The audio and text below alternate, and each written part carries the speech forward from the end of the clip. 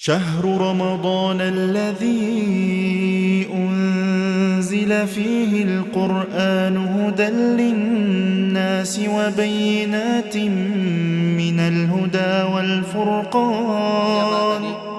Yang kita bahas kan yang pertama, yang orang-orang yang berbuka adalah orang yang sakit. Yang kedua musafir.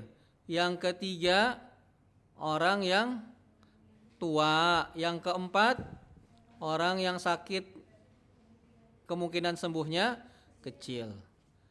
Sekarang dari orang-orang yang tidak berpuasa. Yang ke berapa? Keberapa sekarang? 5. Yang kelima. Tadi walaupun 3 dan 4 itu satu hukumnya ya, maksudnya sama. Tetapi kalau dibuat poin maka dia berbeda.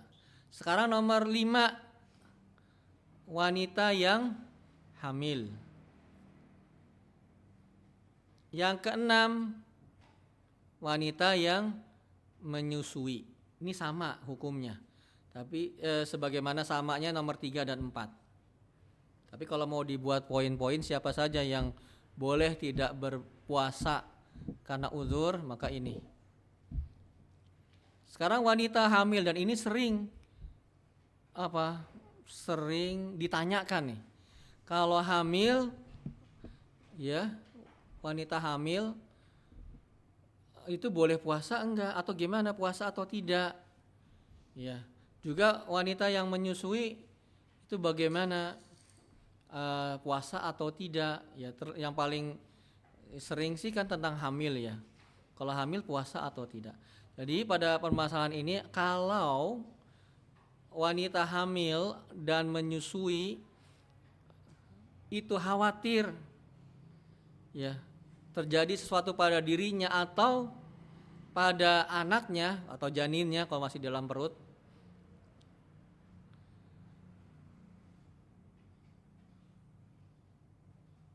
maka tidak berpuasa.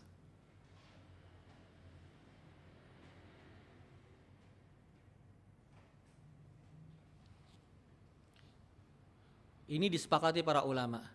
Wanita hamil yang khawatir kalau dia puasa nanti kenapa-napa janinnya. Kalau paling tidak misalnya kurang gizi ya, atau sakit atau macam-macam lah ya. Demikian juga orang yang menyusui. Nanti khawatir anaknya tidak menyusui dengan baik karena susunya berkurang, air susunya begitu. Maka sepakat para ulama mereka tidak berpuasa. Tetapi para ulama berbeda pendapat. Lalu apa yang mereka lakukan kalau tidak puasa? Ya. Maka para ulama berbeda pendapat. Pertama, ya, mengqadha dan fidyah. Qadha dan fidyah.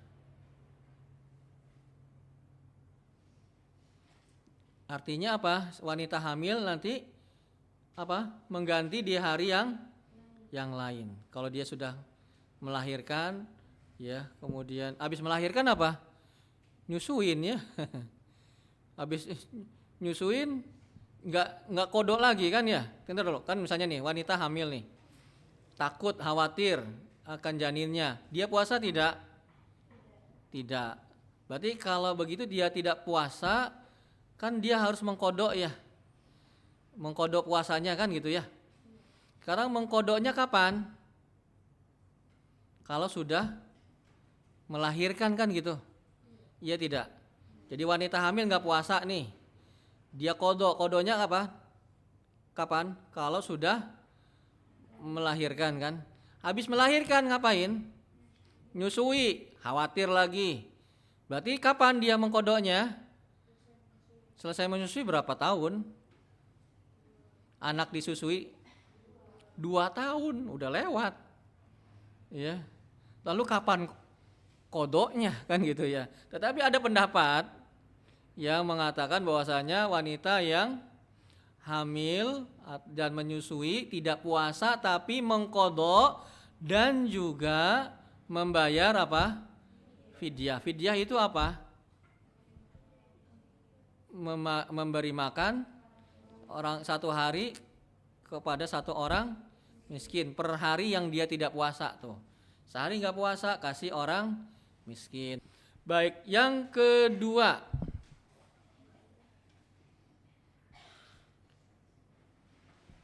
mengkodok saja.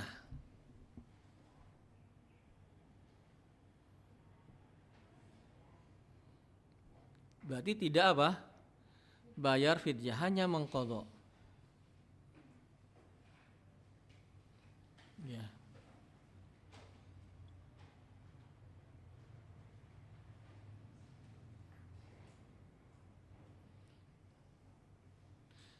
Dalilnya adalah hadis yang diriwayatkan oleh Imam Ahmad. Innallaha azza wa jalla wa doa 'anil musafir syatros shalah. Sungguhnya Allah memberi keringanan bagi musafir itu setengah dari sholat. Hadis diriwayatkan oleh Imam Ahmad. Sesungguhnya Allah apa? Memberikan keringanan bagi orang yang musafir, bagi orang yang safar setengah sholat. Disebut apa? Setengah sholat itu? Kalau orang safar, sholatnya diapain? Qosor ini namanya, setengahnya. Ya. Nah ini dalilnya kalau dikosor. Sungguhnya Allah memberi keringanan bagi musafir itu setengah dari sholat atau yang disebut dengan qosor. Wa 'anil musafir wal hamil wal murdi' as-saum. Dan Allah juga memberi keringanan bagi orang yang musafir, hamil dan orang yang menyusui, memberi keringanan dalam puasa. Maksudnya boleh tidak puasa.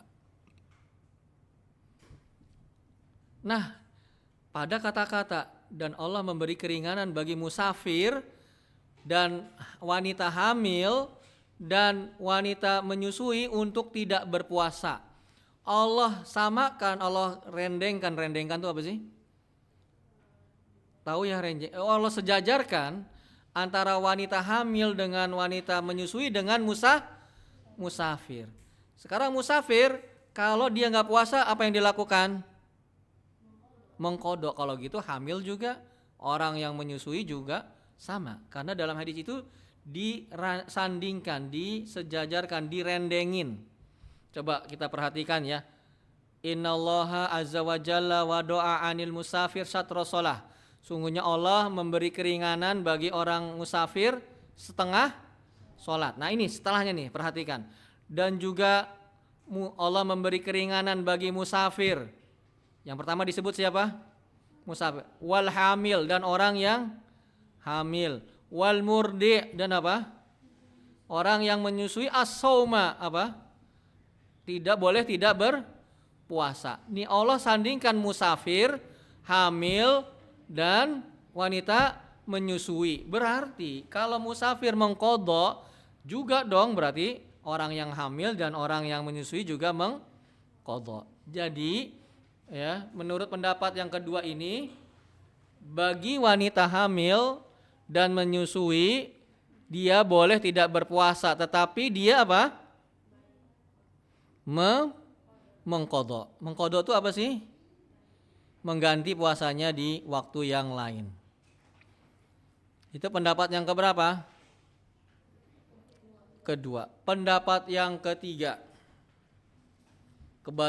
Yang ketiga adalah hanya fidyah. Kalau tadi kodok saja ya, sekarang fidyah saja.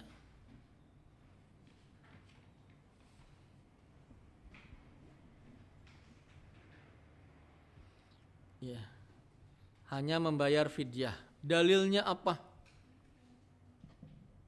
Dalilnya adalah hadis diriwayatkan oleh Ibnu Jarud dan Baihaqi.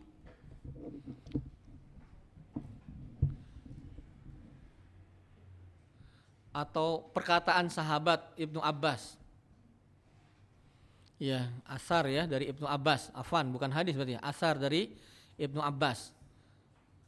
Beliau mengatakan, Ibnu Abbas, rukhsah li syekhil kabir, diberi keringanan rukhsah untuk orang yang tua, wal ajuz al kabirah. Ya, ini orang tua laki-laki dan orang tua perempuan. Fi dzalik, dalam hal itu. Ya, hal itunya apa sih? Berpuasa.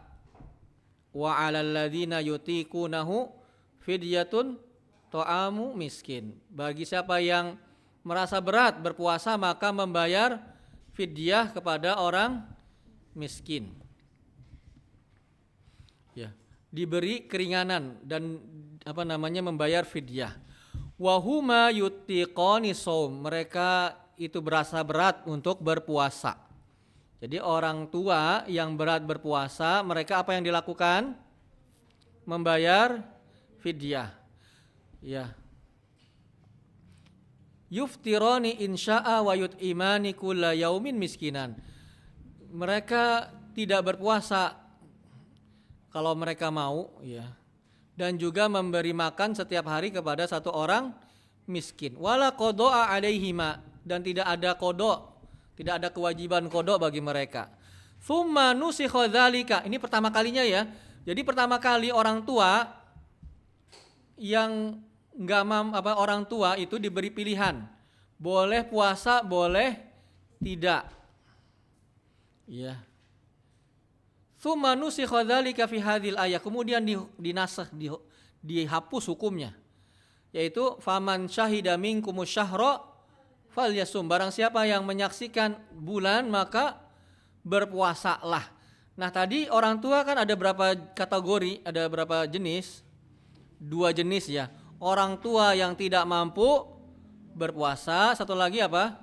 Orang tua yang mampu berpuasa. Ketika turun faman syahida minkumus syahra falyasum. Barang siapa yang di antara kalian yang menyaksikan bulan maka berpuasalah. Maka orang tua yang mampu untuk puasa, maka apa? Tetap berpuasa. Orang tua yang tidak mampu berpuasa, maka sesuai dengan hukum awalnya, yaitu tidak berpuasa, tapi bayar apa? Fidyah. Wa sabata li syekhil kabir wal ajuz al kabirah idza kana la yutiqani shaum. Maka tetaplah hukum bagi orang tua laki-laki dan perempuan apabila mereka tidak mampu berpuasa, wal hubla, dan juga wanita yang hamil, mal murdi', dan juga wanita yang menyusui, idza khafata, apabila mereka berdua takut, wa at'amata kulla yaumin miskinan, mereka memberi makan setiap hari kepada seorang miskin. Jadi disamakan hukum oleh Ibnu Abbas. Beliau mengatakan orang tua laki-laki dan perempuan, juga wanita hamil, juga wanita yang menyusui, kalau khawatir mereka maka membayar apa? Fidyah. Oleh karenanya pendapat yang ketiga adalah hanya apa? Fidyah saja. Pendapat yang keempat, mengkodok bagi wanita yang hamil dirinci nih, dibagi. Mengkodok, kalau wanita hamil apa? Mengkodok. Kalau menyusui, wanita yang menyusui, dia kodok dan fidyah. Pendapat yang kelima, tidak mengkodok dan tidak memberi fidyah. Kenapa enggak kodok, enggak fidyah? Karena tidak ada dalilnya. Yang ada dalilnya adalah tentang orang yang sakit, orang yang musafir, orang yang haid. Kalau orang hamil dan orang menyusui tidak ada dalilnya. Oleh karenanya gimana? Ia enggak mengkodok dan tidak apa? Membayar fidyah. Terus enggak puasa begitu aja, udah gugur bagi mereka berpuasa. Jadi ada berapa pendapat? Coba, pendapat yang pertama apa? Double ya, kodok dan fidyah. Pendapat yang kedua, kodok saja. Yang ketiga, fidyah saja. Yang keempat, bagi wanita hamil mengkodok, bagi wanita yang menyusui kodok dan fidyah. Yang kelima, tidak mengkodok dan tidak fidyah. Kenapa sih banyak pendapat gini? Ini karena asal mulanya tidak ada dalil tentang wanita hamil dan wanita yang menyusui dalam Al-Quran ataupun hadis, nggak ada dalilnya. Oleh karenanya banyak perbedaan pendapatnya, karena tidak ada dalil secara jelas, tegas tentang wanita hamil dan wanita yang menyusui, apa yang dilakukan kalau mereka tidak berpuasa. Jadi sebab perbedaan pendapatnya apa, akhwat? Tidak adanya dalil yang tegas dalam Al-Quran dan hadis apa yang harus dilakukan oleh ibu hamil dan menyusui apabila tidak berpuasa. Itu sebabnya. Oleh karenanya para ulama mengkiaskan. Mengkiaskan itu apa sih? Menyamakan hukumnya dengan suatu yang lain yang ada dalilnya. Yang ada dalilnya ya adalah orang yang sakit atau orang yang tua. Yang lebih dekat kepada keadaan orang wanita hamil ini dan menyusui itu dua nih. Dua golongan, yaitu orang yang sudah tua dan orang yang sakit. Nah, wanita hamil dan yang menyusui itu lebih dekat kepada yang mana? Apakah lebih dekat kepada yang hamil miripnya, ataukah seperti keadaannya orang yang tua? Kalau orang yang sakit dia tidak berpuasa, maka apa yang dilakukan? Mengkodok. Kalau orang tua ya yang tidak mampu puasa dan dia tidak berpuasa, apa yang dilakukan? Kalau orang tua fidyah. Nah, apabila para ulama menyamakan wanita hamil dan wanita menyusui itu kedua-duanya sama kayak dua-duanya, maka mereka mewajibkan qadha dan fidyah. Bisa diikuti seperti pendapat yang pertama. Kalau para ulama yang lebih cenderung menyamakan, mengkiaskannya itu lebih mirip kepada orang yang sakit. Jadi wanita hamil itu seperti keadaan orang yang sakit, atau juga wanita yang menyusui seperti keadaan orang sakit, maka mereka mengatakan apa? Orang yang hamil dan menyusui apa yang dilakukan? Mengkodok. Jadi gini, muasal kenapa berbeda pendapat para ulama tentang masalah wanita hamil dan menyusui apa? Tidak ada dalil yang tegas dari Al-Quran dan hadis apa yang harus dilakukan oleh wanita hamil dan menyusui apabila tidak berpuasa. Oleh karenanya apa yang dilakukan para ulama? Karena nggak ada dalil, mengkiaskan, menyamakan hukumnya dengan yang lain. Contohnya kias itu seperti ini nih.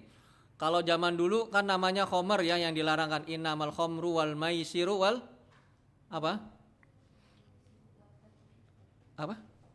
Sungguhnya khomer ya wal azlam rijsun min amali syaiton.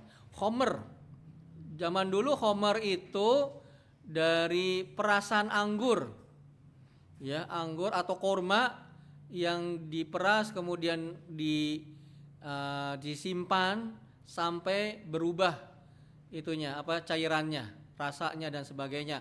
Akhirnya berubah menjadi khamr dan memabukkan.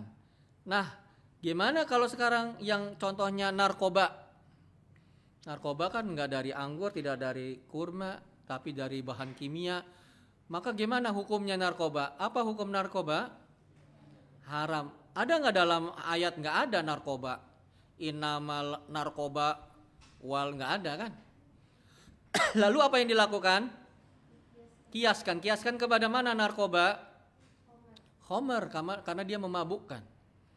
Ya, nah itu namanya apa? Kias, menyamakan suatu hukum dengan hukum yang lain yang ada kemiripannya. Ya, ada asalnya, ada furuknya, dan ada suatu sebab yang sama. Nah, para ulama itu ingin mengkiaskan wanita hamil dan menyusui itu kemana ya? Maka dua tuh asal hukum yang akan dikiaskan, yaitu pertama orang yang sudah tua, yang kedua orang yang sakit. Nah, wanita hamil dan menyusui itu lebih mirip kemana? Kepada orang yang tua yang gak mampu puasa atau orang yang sakit. Apabila mereka mengatakan ini mirip kedua-duanya, maka berarti wanita hamil dan menyusui apa yang dilakukan? Qadha juga seperti orang yang sakit, juga apa? Fidyah seperti orang tua. Kalau ulama yang mengatakan lebih mirip seperti orang yang sakit, apa yang mereka katakan pendapatnya? Mengqadha. Kalau yang mengatakan ini lebih mirip kepada orang tua, apa yang dikatakan? Fidyah. Kalau ini enggak mirip sama dua-duanya, apa? Enggak qadha dan juga tidak fidyah. Tetapi yang kuat yang mana? Pendapat nomor berapa? 3. Pendapat yang nomor 3, wanita hamil. Nah, kalian ingat nih, ya, hamil kemudian menyusui, maka dia tidak berpuasa dan membayar fidyah. Alasannya kenapa? Karena ada asar dari Ibnu Abbas yang tadi kita baca itu. Orang yang tua, laki-laki atau perempuan, tidak mampu berpuasa, juga wanita hamil, juga wanita menyusui, apabila takut mereka memberi makan setiap hari kepada satu orang miskin. Nah, inilah perkataan Ibnu Abbas, inilah yang kalau kita nggak ada ketemu dalil dari ayat Al-Quran, tidak ketemu dalil dari hadis, maka apa yang kita lakukan adalah mencari perkataan para sahabat. Itu diantaranya Ibnu Abbas. Ya, maka ini yang kuat. Karena ada sahabat yang mengatakan bahwasannya orang tua, wanita hamil, wanita menyusui itu membayar fidyah. Maka pendapat yang kuat adalah nomor 3. Tadi dikatakan kalau qadha, kapan qadhanya? Sekarang hamil, nanti tahun depan hamil lagi. Ya, kalau ada namanya tunji, ya, tahu tunji? Tunji ada yang tahu? Yang orang Jawa Barat tunji, wanita tunji 1 tahun hiji saurna gitu. 1 tahun 1 anak. Ya, kalau tunji gimana? Nanti tahun depan hamil lagi. Kapan qadhanya? Habis hamil menyusui, qadhanya kapan? Begitu ya. Jadi Allahu a'lam bishawab, maka pendapat yang kuat tentang wanita hamil dan menyusui, ya, tidak berpuasa, yang dilakukan adalah memberi fidyah. Itu pendapat tentang orang-orang yang hamil dan menyusui. Baik, mungkin sampai di sana dulu ya pertemuannya. Mohon maaf tidak banyak ya, sedikit-sedikit saja ya, agar tidak terlalu lama ya. Ada yang ingin disampaikan, kami persilahkan.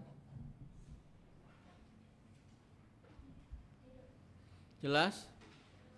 Baik, subhanakallahumma wa bihamdika asyhadu alla ilaha illa anta astaghfiruka wa atubu ilaik. Assalamualaikum warahmatullahi wabarakatuh.